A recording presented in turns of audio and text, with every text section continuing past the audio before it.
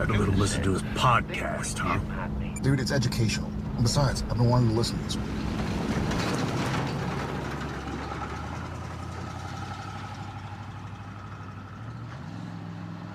Welcome to Idling in the Impala, a podcast by and for lovers of supernatural and the fan fiction it inspires. I'm Sandra. I'm Carly. So today we thought we'd have another little bit of a deep dive into some characters, and we thought we've done a lot of the the main ones, and you can't really have a main cast without the king of hell himself, Crowley. And I will start off by saying my love for Mark Sheppard is endless, mostly because whenever anybody asks him a single thing about what he would do differently with his character, his response is always, write your own fan fiction. And I just love that. You can't argue with that.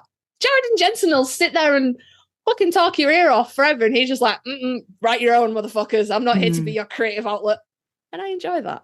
But yeah, we thought we'd take a look at the king of hell himself, Crowley. And I will say, I have no notes. I am not prepared. But for a change, Sandra also has no notes. And she is also not prepared. So this should be an amazing episode. So this is going to be fun, because I am internally panicking because I have nowhere to start with this. Normally you start at the beginning. That's weird, because Crowley showed up in season 5. I knew that. I didn't look it up on the Wikipedia. Shut up. I knew that. But he showed up in season 5. What did he show up in? So he shows up when I think they found out that he has the cult. And they need to get the cult to try to kill Lucifer. And Crowley makes a deal with them. He'll give them the cult to kill Lucifer, because Lucifer doesn't really give a shit about demons anyway. And if he gets Lucifer off the board, he gets to be the king of hell, right? Because at that point he wasn't yet. So he was just the big time crossroad demon. So he wanted the horseman's rings as well. I think that's why he agreed to trade with them, because he wanted the rings. So yeah, he just kind of popped up as just he was a Crossroads demon, wasn't he, to start with? And then he just pops up, and then you do one episode with Mark Sheppard, and you're like, well, all right, we'll have him back. He's all right. Well, I didn't realize, because I didn't know his history and stuff, and I didn't know how much people, have, I guess, loved and appreciated his characters that he's done on different shows. So immediately, didn't like him, but he was a great bad guy. He chews up scenery really well, and he made his presence known. And even in that one episode, I think he's only in 2 scenes in that first episode where you see him, which is already a gut-wrenching episode on so many levels. I always forget that that's when you first get introduced to him, because that's the episode with Ellen and Joe dying. So it's that's when you first meet him, see how it's going to go between the brothers. You get that immediate sense that he does not think much of them.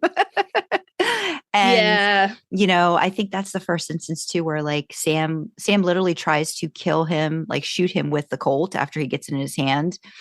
And, of course it's not filled with bullets. Yeah.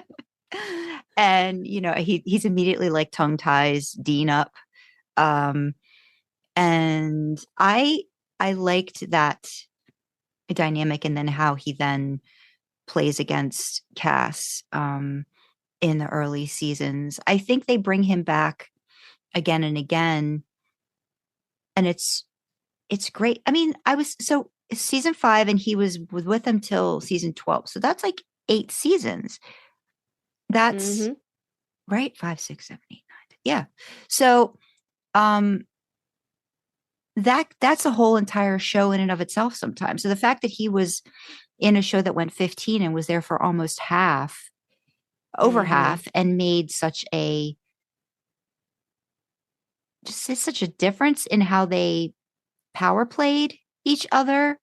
You could always rely on Crowley to be the one that's somehow involved in all of it, even if it's not front and center. He's moving the pieces around. And I don't think they give him enough credit for being like being as clever as he really is. And oh yeah, we've talked about this too, Carly, how in later seasons they kind of I really blame it on the writers, how they will use a character simply for the plot and not take into account how they would react personally, their traits and stuff. And though there was this unwitting, begrudging, okay, I think you guys are pretty good hunters and we can help each other. And there was this weird camaraderie, you know, who knows what was going on with Dean yeah, when he was a Knight of Hell. But all of that kind of just crumpled away at the very last season. And when he sacrifices himself for the boys, it doesn't have any weight to it, which was kind of surprising to me. Like he's there and then he's not. And out of all the characters, there's just not a lot of mention of him after he's gone. And I remember that one episode, all along the Watchtower, we lost a lot of people, or the possibility was that we had lost a lot of people. Like Cass died, Crowley sacrificed himself, and Mary went into Apocalypse world with Lucifer. Two of them came back. Crowley never did. And I could maybe mention, he was mentioned a handful of times after that. And that was only when it usually related to Rowena being his mother and all that. I felt more with Rowena's sacrifice than I did with Crowley. And yes, it upsets me because Crowley was really a great character. I really would say up until maybe like season 10, you could rely on him to be entertaining, muck up the works, always be about himself. And then I think it's too when they delved into hell more and they showed him on the throne. Maybe it was the demons too. Like they just didn't have a lot of weight to them. Sometimes it's show me less, make me imagine it more. I gotta say, I did like the idea that he'd kind of turned hell into a bureaucracy. Yeah. And I just kind of really liked that. And then Rowena came and she wanted to make it more of like you could tell she was looking at like a monarchy, like she kept referring to it as court and things, but he'd finally tuned this tedious bureaucracy, you know, and I think. But then he got bored with it himself. Like you could see the boredom on his face, which is again, like, was that related to, you know, when he tapped into his humanity a little bit more? And then, but then like that was season 8 into season 9. And then you've got 10 and 11. And I wanted them to, and I didn't appreciate it as much either, was the dynamic between Rowena and, Crowley. I appreciate those scenes more now when I go back and watch them. I really take my time and look at how they fed off of each other and how much, you know, I think he did want his mom's love and appreciation, and he didn't show it like say the way Dean or Sam would with Mary, but you could tell there were the little dings or the little things she would say that would kind of like chip away at him. And kind of get under his skin, you know? Yeah. I see, I did quite like the, you know, the kind of play between Crowley and Rowena, because you could tell that maybe from his end, there was that flicker of, you know, the little boy that wanted his mom, but all she wanted was the power, and all he wanted was the power over her. And I liked that kind of, you know, like that seesaw of them both trying to get the upper hand. I don't know, I just really like that. And I think, especially in the early seasons, Crowley was like, he brought almost like an absurdness to the show that maybe shouldn't have worked, but it really did. Because you look back, and especially like season 1, season 2, and Dean even references it. You know, like demons this is not our bag. This is too big for us. And they were really scared of demons, and you know they'd like throw all the big heavy guns at them, and then you'd see them in like Crowley's in the car, or that lovely scene where it's cast Crowley and Dean, and they're sitting in a waiting room. I can't remember. Yeah. But it's just so like an angel and a demon in the back seat sounds like the start of a bad porno. That kind of thing. Like they spent those first few seasons hyping up how big and badass demons were, and you didn't fuck with them, and you know you just had to capture them and kill them. You didn't work with them. And then here comes Mark in his lovely suit. Lovely suit. I had so much time for Mark Sheppard. You know, and he really turned that on its head in a way that I don't think any other major demon player did. Ruby certainly didn't. Obviously Lilith was just a big bad. And then the Knights of Hell, again, they were just like straight villains to the point of boring. I think Crowley brought some nuance to it, and you could never, like you say, he was only ever out for himself, at least in the start. The word neuter just keep coming to mind, and it might be something Mark said himself. They neutered the fuck out of Crowley towards the end. He was just the comic relief, and I was not here for it. But I think you know what? There's a way to do comic relief well and still have him be menacing. You know what I mean? And I don't know if Supernatural's ever been able to really get that. Gabriel, right? You know, it did. It did with Gabriel. Gabriel was funny, and you know he was like pure comic relief, and then he died. And when he came back in the later seasons, and he's in the cell and his mouth is sewn up, and just the menace, you know. And then when he breaks free and like stretches his wings, shivers. And he was, I don't know. It you know, it could all have been around the hanging out with Dean and the humanity thing and all that. I deserve to be loved speech. But they use that. So they do use that, I think, for a little while, but then they kind of let that go. So I guess maybe using Rowena as that part of his humanity, tugging at it too, but not really being overt about it, like bringing up the human part and, you know, what he went through as a child, feeling abandoned by his mom, you know, and then what that kind of led to on his path of just like, you know, power, which, you know, I guess he did get from his mother. I did like the way they kind of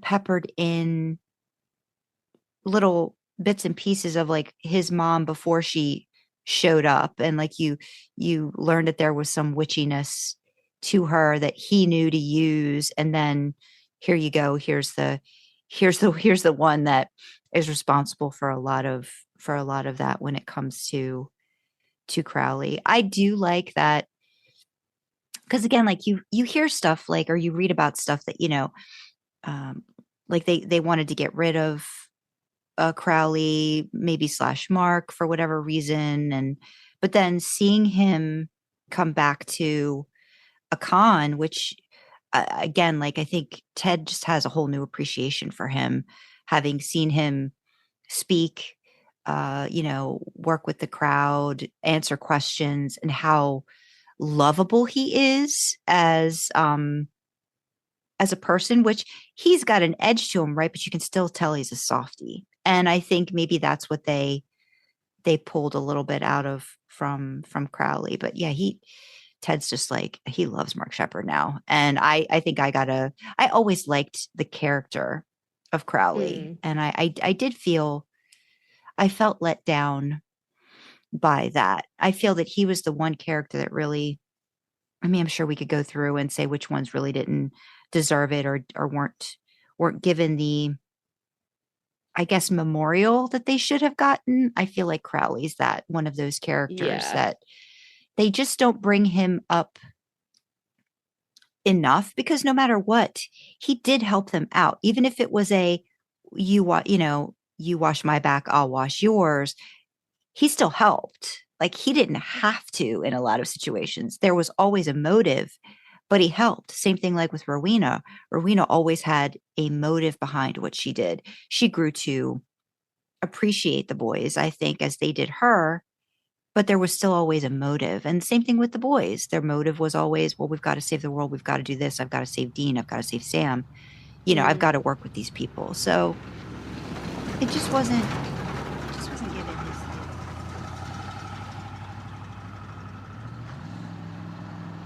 due. Okay, everyone. So we've had a little bit of a reshuffle of the causes that we like to promote in light of the upcoming holidays. Thanksgiving, Christmas, New Year, any other holidays that you might celebrate. We are inclusive. So we're still promoting Ukraine relief. Of course, it's not getting the media attention it needs, but the Russian unlawful invasion of the Ukraine is still going on.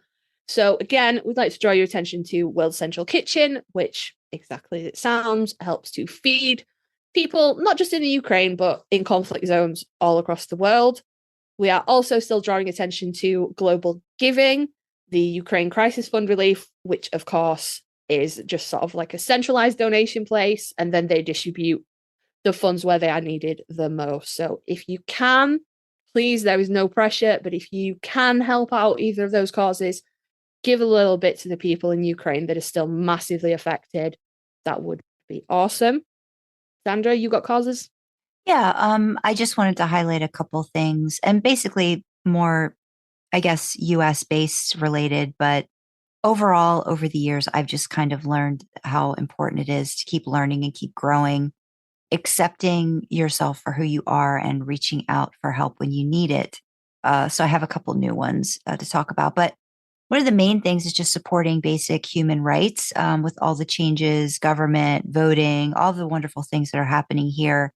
I feel like learning more about what's happening in our country is important, and finding ways that you can take action are equally important. So we've got the American Civil Liberties Union that we'll have as a link. And then prioritizing your mental health, just how important it is to reach out and know that there's support and education if you need it. Coping and, getting over things just is not a viable option and something you can continue to do. So I have the National Alliance on Mental Illness, which is NAMI, I think is how you pronounce it, NAMI.org.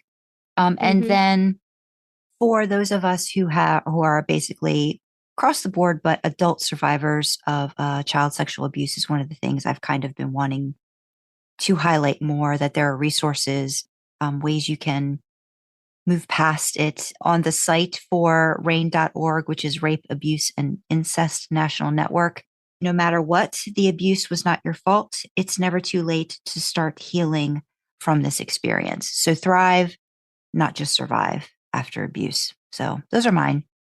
Yeah, and of course, they will be centralized to the US because obviously that's where Sandra's based. But I do know, I believe it is STAR in the UK, surviving after rape and trauma, that does very similar work. But I know if you reach out to RAIN, they can direct you into the right place for your location. Again, hammering home, it's the holidays coming up, guys, and not just for LGBTQ plus people and youth. The holidays can be hard for everybody. We know that. That's why we're putting these mental health networks out there. Don't suffer in silence. Reach out to people if you need help. But especially for my LGBTQ plus people out there, holidays, sometimes you have to put yourself back in the closet, even if you're living out and free. Sometimes you have bigots in your family, people that don't support you.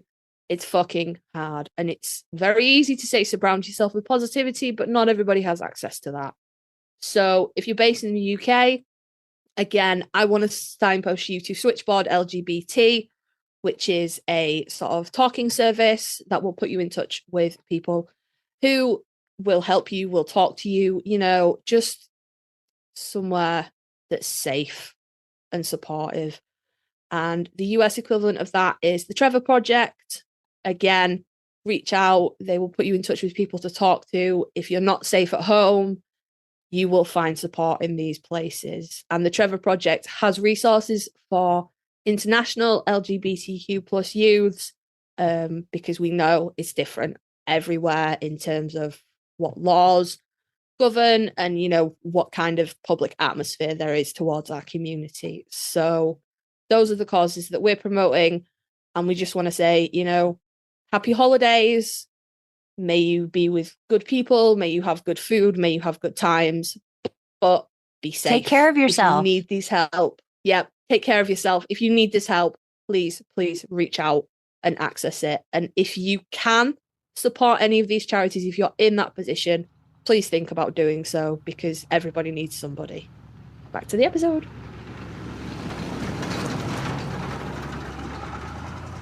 I also find it so interesting when you look back on all these characters and realize how many never interacted with other characters. Like he never interacted with Jack, you know, like because he wasn't around.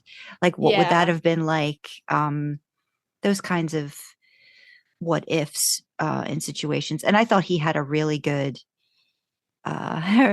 Crowley and Bobby, I thought were very, very good together when they were on screen together. I liked them a lot together, but yeah, I missed him. I think I realized, and again, he didn't need to be in every episode, but when I feel like having him come in just every once in a while was like, okay, I want to see this character. I haven't seen him in a bit. Because he was like fourth. He ended up being like fourth in billing after, you know, right? It was like Jared, Jensen, Misha, and Mark. Mm-hmm. Yeah. So for him to not get that, like I said, I'm glad he's come back to some conventions, because I feel like he deserves a little bit of that. You know, you were appreciated, and everybody really really did like him as a character. I wish he would come back, like not just when Jared doesn't show up, but just come back. So we'll see. We'll see what happens there. But yeah. No, I still, I agree with you that he didn't need to be like, obviously there were a lot of plot lines focused around him, but he didn't need to be front and center every time. It was just enough to know that he was involved. And he was one of the very few people, I would argue, again, I think it was Deanman fucked everything up for Crowley. Crowley was going great until then.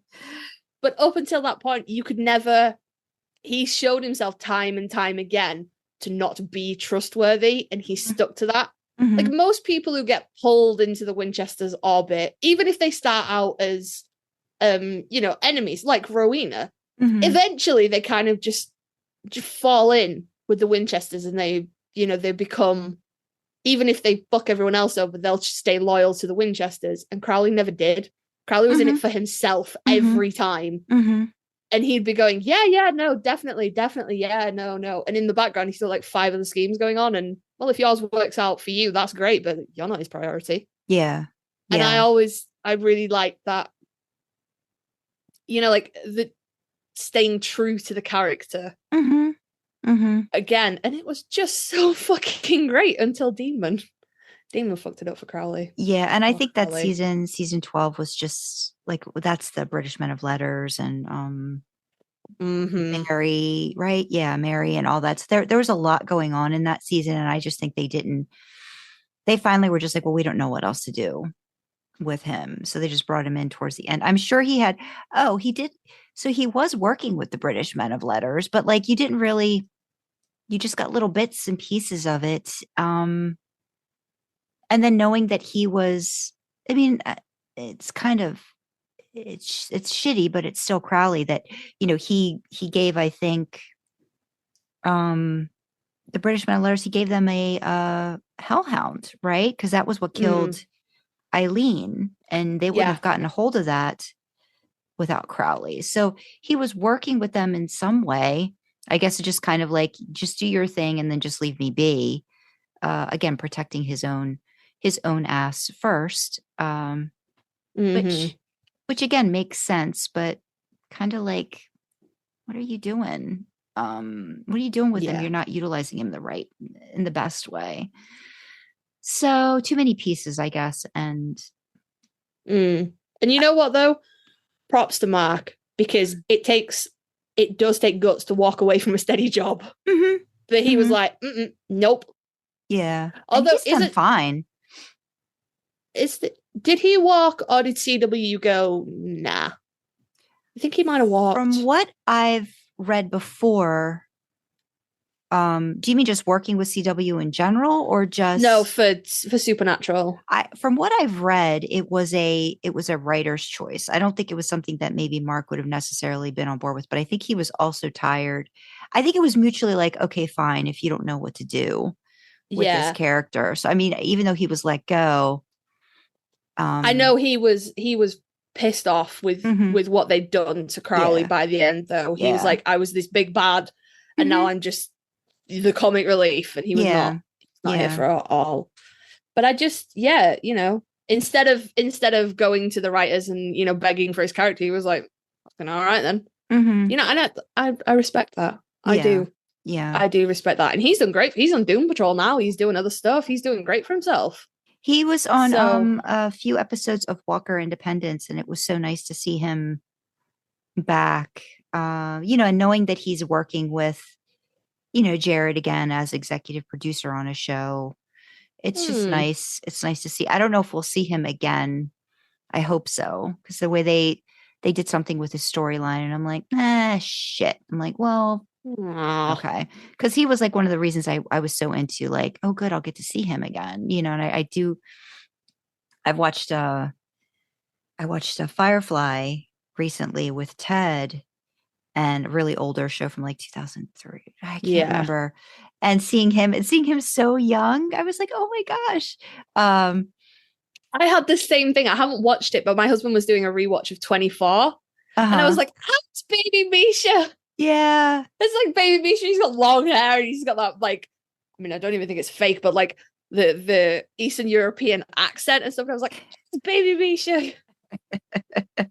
Super cute. But he's doing good. Yeah. So I think all in all, you know, it would have been great to have him go out a different way. I think we could say that about a lot of characters on Supernatural. But for what he gave the show at his prime Crowley peak, I think was pretty great. He was a great part of a combination of cast that I think, again, we keep saying, you know, you can't really see anybody else playing Crowley. 100%, yeah.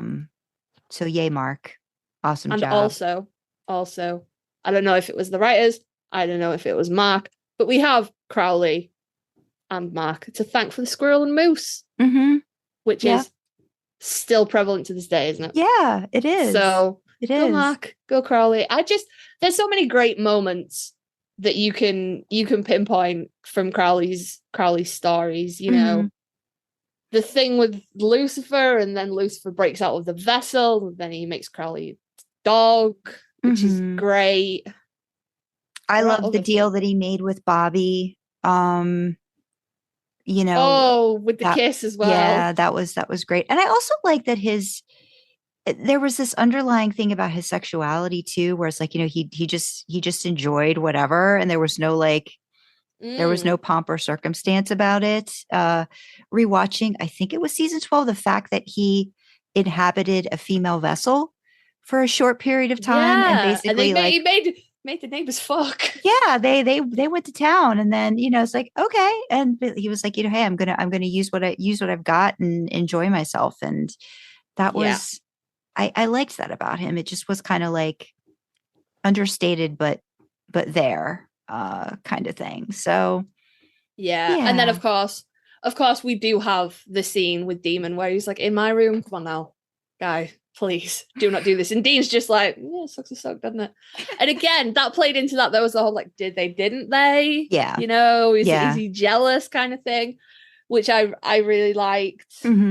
I liked the whole plot line with Kevin, and especially Kevin's mom. With the tablet and stuff like, he was just in so many great plot lines. Yeah. And he was never, you know, he was never the main guy. You know, he was like Bobby. Like, yeah, he was a main figure, a main character. Mm-hmm. But not a lot of things were central to him. He was just involved in a lot of things. Mm-hmm. And I liked that. Because, I mean, Bobby was firmly like Team Winchester, team good, team free will, blah, blah, blah.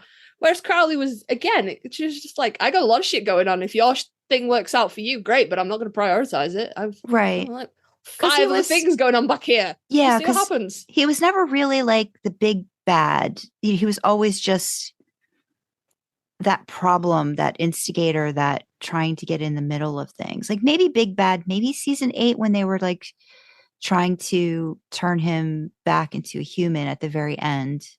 But still, I mean that was a great last end of season episode, Sacrifice. And then I really liked his monologue, like when Dean had been killed by the blade, and then was like he went into his room and was saying, let's go howl at the moon. And that was a great, that was it. So he's got a lot of great moments that I'll just always kind of like just pop into my head that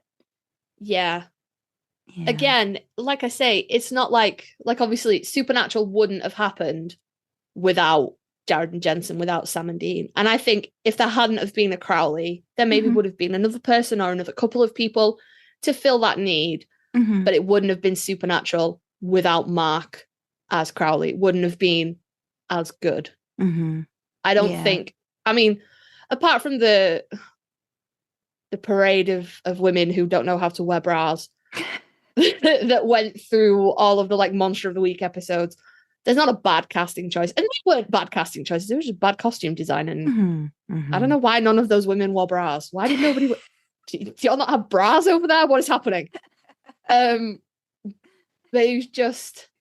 Yeah, I loved him teaming up with Castiel for Purgatory. I loved all of the things he did with Mark P as Lucifer.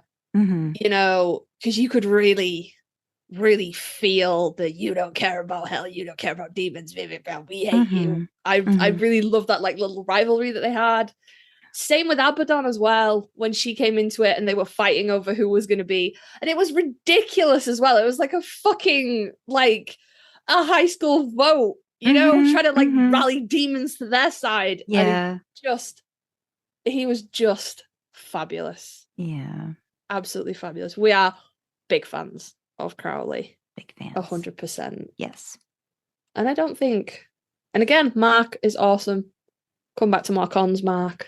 Keep being sassy with the fans. Because I really like it. Anytime anyone asks him a question about what would Crowley have done about this, or what if this, and he's write your own fan fiction. Love it. The sass. I cannot. The sass. But he's also talked about how I think recently, because he was doing a panel with Ruth, and he said this before, actually, I think at the DC Con that Ted and I were at, but that, fanatic's been turned into such a negative word, but he's like, it's important to really love and appreciate something and be a fan of something. If you don't have that, he's like, I'm a fan of people. He's like, I fan out over certain people that I get to meet and stuff. He's like, that's a part of being human. You just appreciate and really like something, and that doesn't have to be a bad thing. So he's, I don't know, maybe he's gotten a little softer too, like, being a dad and all that good stuff too. So he's got a little daughter that might be like, I don't know, she like, how old is she now? I don't know, she might be like, she was a baby at one of the conventions. I remember he was like prancing her around. Little. Yeah. He has 2 older kids though. Okay. Well, maybe that helped. Well, like being a dad again. Yeah. That's not his only. He was married to his first wife. They got married in 2004. They have 2 sons. They divorced in 2014. Okay. And then his daughter was born in 2016. Oh, on the 1st of March as well. Okay. Which birthday is it? That's Jensen's birthday, isn't it? I think so, yeah. March 1st. Yeah. Yeah. I get confused because Daniil's is the day before mine, and like one of Jared's kids is the same as mine. Mm. And then like Jensen's twins are the same as my eldest son. And Sam's birthday is a few days before my youngest son's birthday. There are so many birthdays. The only birthday like in there that doesn't link up is like Dean's birthday. Mm. You know, and Jared's birthday doesn't link up with anything either. But Mhm. like, yeah, I do think that's the same as March the 1st. That's Jensen's birthday. Oh, that's cute. That's cute. I like that. It's nice though, because Jensen always posts like a happy birthday thing, and I'm like, for a brief second, I'm like, oh, you're wishing my son happy birthday. You're not. You're wishing your son and his sister happy birthday. Well, fuck you, it's my son's birthday too. So yeah, I maybe having a little girl as well, not to be sexist, but maybe that's mellowed him out a little bit. But yeah, we are all big Mark fans here, so I think that's kind of gonna wrap us up for this episode. If you've got thoughts about Mark or Crowley, let us know. Send us an email. Sandra, where can they email us? So they can email us at idlingintheimpala@gmail.com. And on Twitter, we're idling in the letter D Impala. And I believe, Carly, we've got a link tree now for a majority of our socials that we'll be able to post in the description. Correct? Are we doing that? We do. Yep. Okay. So I don't even have to like go through all of my stuff anymore. Or should I just because?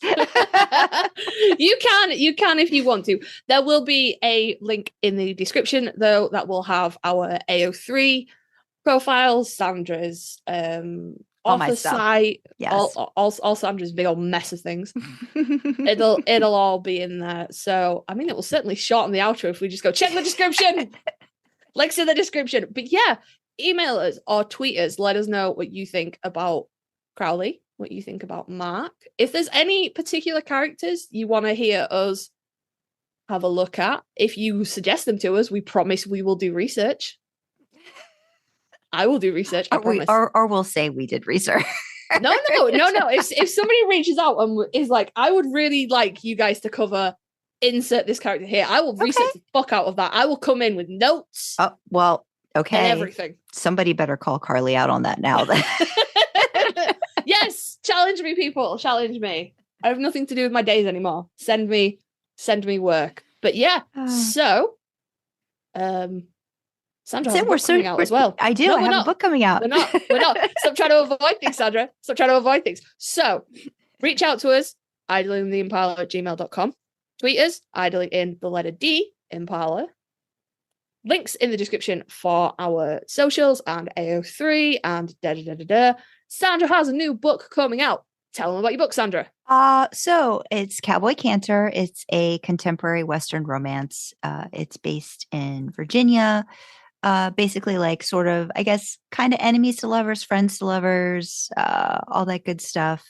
Inspired by my thoughts about Dean as a cowboy and Jensen as a cowboy. And this is what I've come up with. It's fun. It's has a little bit of a mystery to it as well. But yeah, it's coming out December 20th. I am currently narrating. I've gotten chapter 1 narrated and done. And now I just have to start to get my pre-orders information on my website. And yeah, I'll be able to hopefully share that definitely before you hear this. It'll be out and about in terms of pre-order and stuff. So yeah, it's going. I hope that if you are a listener or a reader of any of my work, in terms of fan fiction, check out my original fiction, because this is number 9. I checked. This is my 9th original fiction release. So yeah, no, it is. Yeah. I was counting the ones I'd bought and I was like, I only bought 7. What have I missed? And then you released that other one under a different fucking name. I think you specifically did that to annoy me. I didn't. Crowley has a system. Fuck that bitch. No, there was reasoning behind it, but it's not reasoning that you would like. So there was reasoning behind it. So I know there was reasoning behind it. But anyway, if you aren't sure about what my other pen name is, which is SK Andel, you can find it on my website. So all that information is tied together on my website at sandrakyle.com. So if you'd like to pick up a book, pre-order Cowboy Cancer, and then let me know what you think of my characters and what they should or shouldn't be doing with their time. Whatever you've got them doing, I'm sure it's the best thing they could be doing with their time. So all the information will be out by the time this episode comes out anyway, but as soon as the ducks are in a row for links and things, obviously we'll tweet them out, we'll bob them in the descriptions, but in the meantime, while we're waiting, check out Sandra's website. She's written other stuff. It's awesome. It is. Go check it out. Yes.